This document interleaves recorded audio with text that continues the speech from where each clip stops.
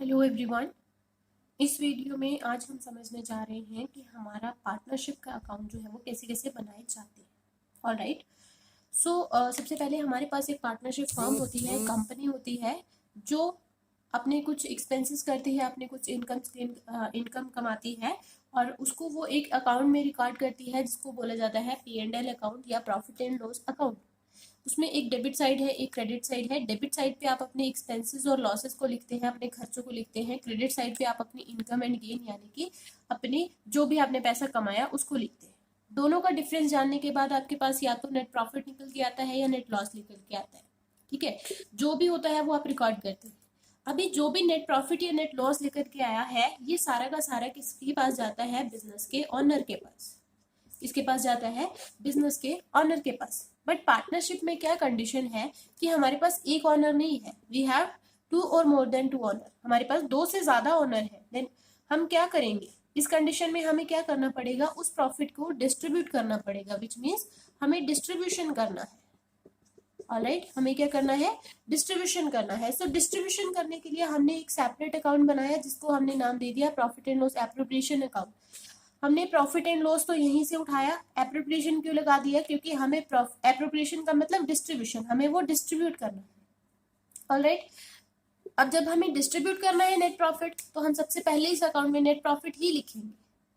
ठीक है, हम इस सबसे पहले इस अकाउंट में नेट प्रॉफिट ही लिखेंगे और ये अकाउंट भी इन्हीं रूल्स पे चलता है कि एक्सपेंसेस इस साइड पे, इनकम इस साइड पे, और एक्सपेंसेस के साथ लॉसेस और इनकम के साथ प्रॉफिट, वो आपको पता है।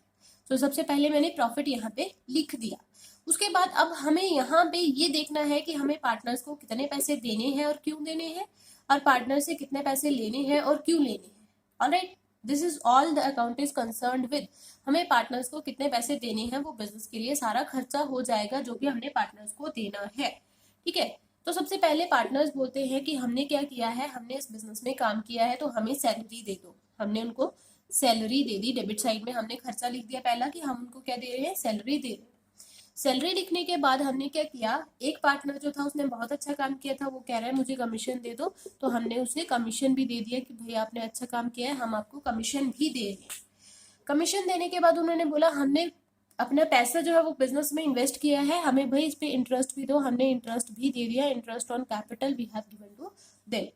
आफ्टर दैट वो कह रहे हैं कि कुछ पैसा जो है वो हम बचा के रखना चाहते हैं। जो बचा रही है उसको हमने नाम दे दिया रिजर्व। ठीक है, उसके बाद और क्या होता है इस साइड पे? और कुछ होता है इस साइड पे? ये जो जो खर्चे हम पार्टनर्स को दे रहे हैं, जो जो हम बिजनेस की तरफ से पार्टनर को पे कर रहे हैं, वो सारा का सारा अमाउंट यहाँ पे लिखा जाता है। ओके, सैलरी कितने पार्टनर्स की होगी, कमीशन किसे दिया जाएगा, इंटरेस्ट किस किस को मिलेगा, रिजर्व किसे मिलेगा, और इवन हम उनको प्रॉफिट में हिस्सा भी देते हैं। प्रॉफिट में हिस्सा जो देते हैं वो मैं आपको लास्ट में समझाऊंगी कि कहाँ से देते हैं। ठीक है, हमने सारे खर्चे दे दिए।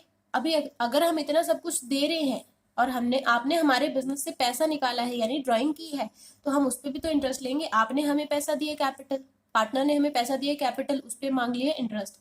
हमने पार्टनर को पैसा दिया था ड्रॉइंग्स के रूप में, तो हम भी उस पर इंटरेस्ट मांगेंगे। वो क्या हो जाएगी? हमारी इनकम हो जाएगी। तो हम इंटरेस्ट मांग लेंगे ड्रॉइंग्स पे और उसको इनकम साइड पे लिख देंगे। ठीक है, इसके अलावा इस साइड पे कुछ नहीं आता। अब आप जब इसको बैलेंस करोगे या तो आपके पास निकल के आएगा प्रॉफिट या तो निकल के आएगा लॉस, या निकलेगा प्रॉफिट या निकलेगा लॉस। और प्रॉफिट जो है वो भी पार्टनर्स में डिस्ट्रीब्यूट कर दिया जाएगा और लॉस अगर निकलेगा तो वो भी पार्टनर में बांट दिया जाएगा। कौन सी रेशो में? जो भी रेशो उनके प्रॉफिट शेयरिंग रेशो क्वेश्चन में गिवन होगी। तो इस तरीके से बनाया जाता है profit and loss appropriation account, जिसमें हम बेसिकली करते क्या है, डेबिट साइड में हम वो सारे खर्चे लिखेंगे जो पार्टनर्स को पे किए जा रहे हैं। ठीक है, हमें अकाउंट किसके बनाने हैं? फर्म के बनाने हैं, पार्टनर्स के नहीं बनाने। तो हम जो जो पैसा पार्टनर को पे कर रहे हैं, कौन? हम यानी कि कंपनी। ठीक है, जो पैसा कंपनी पार्टनर्स को पे कर रही है वो सारा डेबिट में लिखा जाएगा क्योंकि वो कंपनी के लिए खर्चा हो गया, और जो कंपनी ने पार्टनर से रिसीव किया वो उसके लिए हो गया प्रॉफिट, तो हमने उसको क्रेडिट साइड पे रिसीव कर लिया। ओके, अब इसी अकाउंट के बिहाफ पे हम बनाते हैं अपने कैपिटल अकाउंट्स। हम बनाते हैं अपने कैपिटल अकाउंट। देखो भाई, कैपिटल अकाउंट में जैसे ए बी सी जितने भी पार्टनर है वो बनाए जाएंगे, पर मैं अभी सिर्फ डेबिट और क्रेडिट कॉलम लेके बता रही हूँ कि उसमें क्या क्या लिखा जाता है। मैं मोस्ट ऑफ द स्टूडेंट्स को सेम फंडा बताती हूँ कि आपको क्या करना है, प्रॉफिट एंड लॉस की डेबिट साइड उठाइए और कैपिटल अकाउंट की क्रेडिट साइड पे सारा का सारा लिख दीजिए। सारा का सारा यानी सैलरी भी आएगी, कमीशन भी आएगा, इंटरेस्ट भी आएगा, ठीक है, प्रॉफिट्स भी आएंगे, रिजर्व नहीं आएगा, प्रॉफिट भी आएंगे, ठीक है, ये सारी चीजें इधर आती है। और इस तरफ से सिर्फ एक चीज जो आपने ऐड की, इंटरेस्ट ऑन ड्राइंग, वो यहाँ पे लिखिए, इंटरेस्ट ऑन ड्राइंग। अगर आप इंटरेस्ट ऑन ड्राइंग लिख रहे हैं तो ड्राइंग भी तो आएगा ना, ठीक है। अगर आप इंटरेस्ट ऑन ड्राइंग लिख रहे हैं तो उसकी ड्राइंग भी आएगी। अगर आप इंटरेस्ट ऑन कैपिटल लिख रहे हैं तो उसकी कैपिटल का बैलेंस भी आएगा, ठीक है।